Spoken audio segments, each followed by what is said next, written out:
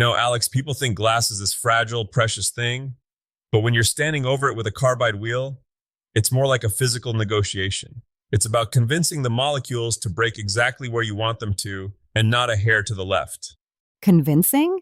You make it sound like you're a negotiator for a union strike. I've seen you drop a coffee mug and look like you've seen a ghost.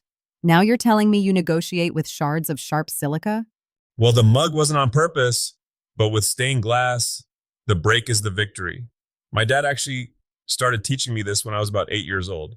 He handed me a glass cutter and basically said, "Don't bleed on the carpet. It's actually a really approachable craft for beginners, provided you respect the edge." Okay, let's talk about that edge. Because to the uninitiated, this looks like a great way to end up in the emergency room. What's the reality? Is it actually simple, like the old school makers say, or are you just trying to lure me into a world of band-aids? It's actually very logical. The big secret is that we don't cut glass at all, we score it. You're essentially creating a microscopic valley of stress on the surface. If you do it right, you hear this beautiful, crisp zip sound, kind of like a heavy zipper on a winter coat. If it sounds like you're grinding gravel, you're pushing too hard. I've seen those cutters. Some look like fat pens, and others have that weird handle that looks like a tiny plastic pistol.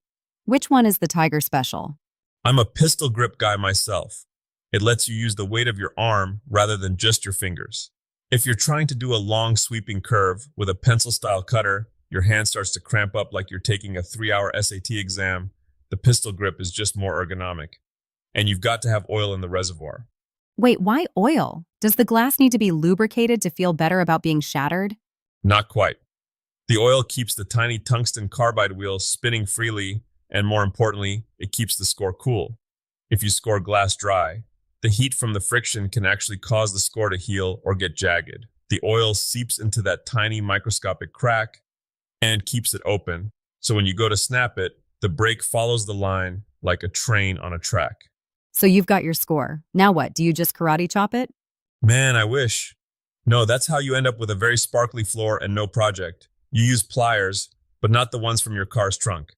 There are running pliers, which have a curved jaw.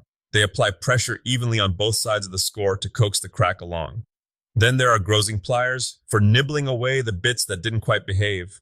They're like the tiny little teeth of the glass world.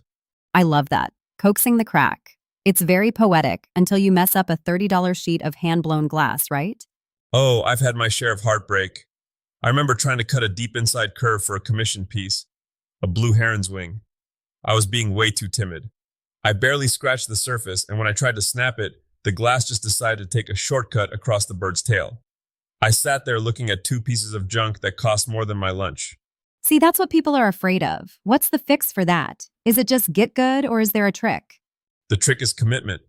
When you start that score, you have to follow through in one steady motion. If you stop halfway to sneeze, you're in trouble. You can't go back over a line either. That's a cardinal sin.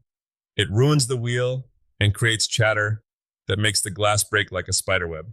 Okay, so we've got our pieces. They're cut, they're beautiful, but they're also probably sharp enough to shave with. I notice people have these machines that look like tiny wet saws. The grinder, it's the stained glass artist's best friend and biggest crutch. It's basically a spinning diamond grit head with a little water sponge. It smooths the edges so the copper foil sticks better, and it lets you cheat a little if your cut wasn't 100% perfect. But don't get too reliant on it. I've seen folks spend 4 hours grinding because they were too lazy to spend 5 minutes practicing their cuts. That sounds like me with a belt sander in the wood shop. I'll just sand away my mistakes. 3 hours later, the table leg is a toothpick. Exactly. Now, once the glass is ground and cleaned, and I mean really cleaned, no oil left, you wrap the edges in copper foil. This is the Tiffany style most people know. It's basically a sticky tape made of thin copper. You fold it over the edge like a tiny taco. A copper taco. Got it. And that's what the solder sticks to because solder hates glass but loves copper, right? Spot on. But solder is a tricky beast.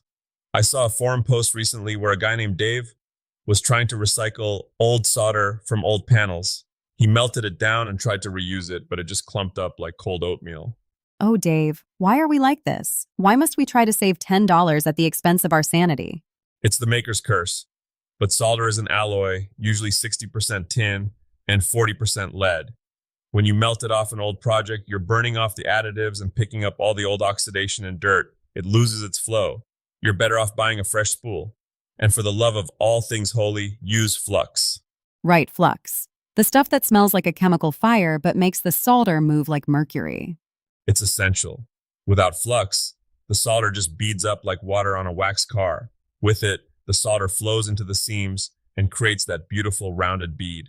If you don't clean your flux off afterward, though, your piece will develop this nasty green crust over time.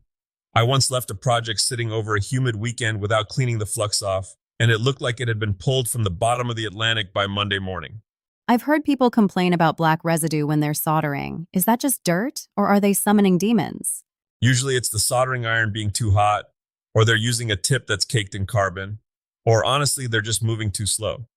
You want to dance across the foil, not park the iron there. If you stay in one spot too long, you'll heat fracture the glass. You'll hear a tiny tink, and your heart just sinks because you know exactly what happened. The tink of doom. I've heard that in ceramics too. It's the universal sound of a weekend wasted.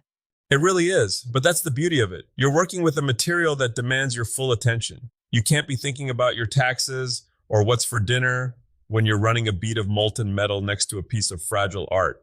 So, if I wanted to start this weekend without spending a mortgage payment on tools, what's the bare minimum kit? To keep it real, a decent pistol grip cutter, a small bottle of oil, running pliers, a soldering iron, some 60-40 solder, copper foil, and flux. You can skip the expensive grinder at first and just use a carborundum stone to take the sharp burr off the edges. It's slower, but it builds character. Builds character. That's tiger talk for it's going to hurt your arms. Maybe a little, but when you hold that finished piece up to the sun for the first time, the way the light catches the textures and the colors bleed across the room, all that frustration just evaporates. It's pure magic. I have to admit, seeing those blue and amber scraps on your bench, I kind of get it. It's like painting with light, but the paint can actually cut you. Exactly. It's a craft of contradictions. You have to be forceful but delicate, accurate but willing to adapt. Well, I think the takeaway for today is buy fresh solder, don't be like Dave, and if you hear the tink, it's time for a beer.